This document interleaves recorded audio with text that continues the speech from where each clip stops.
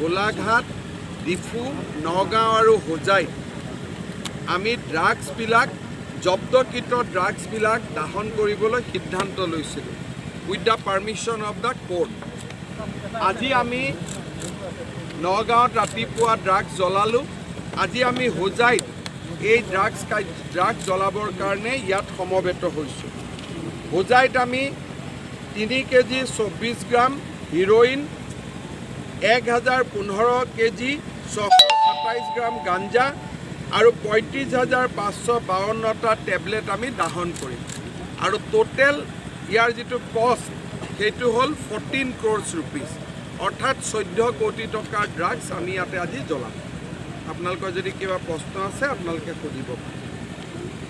Sir, আন এটা বিষয়ে জানিব বিচাৰিম। ছাৰ, শিক্ষা বিভাগৰ যি এতিয়া মূল্যায়ন চলি আছে, এতিয়া দেখিবলৈ পোৱা গৈছে কেলেংকাৰীত জড়িত হৈ পৰিছে নম্বৰ দিয়াক লৈ পেলাই, আৰু ইতিমধ্যে 6জনকৈ লোকক গ্ৰেপ্তাৰ কৰিছে।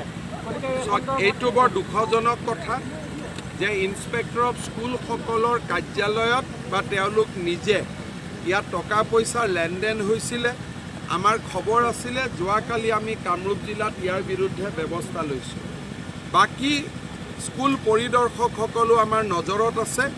কোনোবাই যদি ৰিজাল্ট খেলি মেলি কৰিব যত্ন কৰে তেওঁলোকৰ বিৰুদ্ধে চৰকাৰে কঠোৰতম ব্যৱস্থা ল'ব। আমি সকলোৰে ওপৰত চোকা নজৰ ৰাখিছোঁ। এইটো কমপ্লিট চলি থাকিব, ৰাউণ্ড দ্য ক্লক এইটো চলি থাকিব। ছাৰ ইলেকশ্যনৰ আগমুহূৰ্তত স্পেচিয়েল টেট হোৱাৰ কথা আছিলে, কিন্তু এতিয়ালৈকে 2 মাহত এতিয়া আৰু ক'ত কৰোণাৰ সময়। আজি SOP ফাইনেলাইজেশ্যন হ'ব, কিন্তু SOP বৃহস্পতিবাৰৰ পৰাহে কাৰ্যকৰী হ'ব।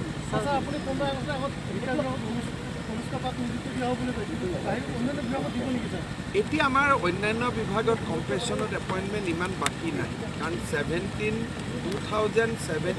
1 এপ্ৰিলৰ পৰা কম্পেনচেশ্যন এপইণ্টমেণ্ট বন্ধ হৈছে। এতিয়া কোনোবা মানুহ মৃত্যু হ'লে তেওঁৰ পৰিয়ালে কমপ্লিট দৰমহা টিল ডেট অফ ৰিটায়াৰমেণ্ট পায়।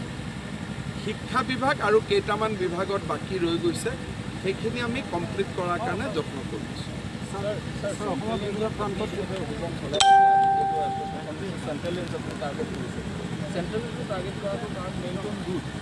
মেইন যিমান ড্ৰাগছ অসমত ৰিকভাৰী হয়, মেজৰ ড্ৰাগছ ৰিকভাৰী হয় চেণ্ট্ৰেল ৰেঞ্জ, কাৰণ আমাৰ নেইবাৰিং এৰিয়াজবিলাকৰ পৰা যিবিলাক ড্ৰাগছ আহে চেণ্ট্ৰেল ৰেঞ্জটোৱে হৈছে ইয়াক ডমিনেট কৰে।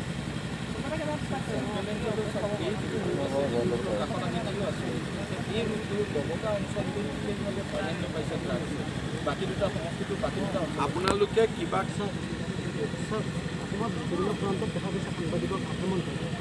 পৰহি লংকাত এজন সাংবাদিকক কিয় আক্ৰমণ কৰিলে দুৰ্নীতিৰ বিৰুদ্ধে মাত মই এতিয়া